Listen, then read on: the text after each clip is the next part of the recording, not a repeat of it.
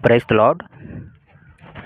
పాపం చేస్తున్న వాళ్ళు ఎక్కువ శాతం చీకటిని ఎంచుకుంటారు. ఎందుకంటే చీకటిలో మేము ఎవరికీ కనిపించం కదా అని.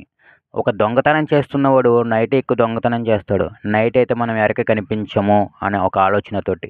ఒక వ్యభిచారం చేస్తున్న స్త్రీ చీకటి పడినప్పుడు నడి రోడ్డు మీదకెక్కి వ్యభిచారం చేస్తూ ఉంటది. అలాగే కొంతమంది తలుపులేసుకొని చేస్తూ ఉంటారు.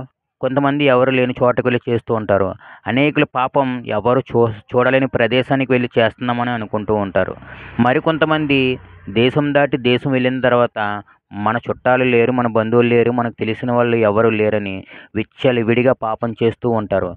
మరి వీళ్ళందరికీ ఎప్పుడైనా వీళ్ళు పాపం చేస్తున్నప్పుడు సీసీ కెమెరాలో రికార్డ్ అయిందనుకో ఎంత భయపడిపోతారో. అమ్మో! సీసీ కెమెరాలో మనం రికార్డ్ అయిపోయామని.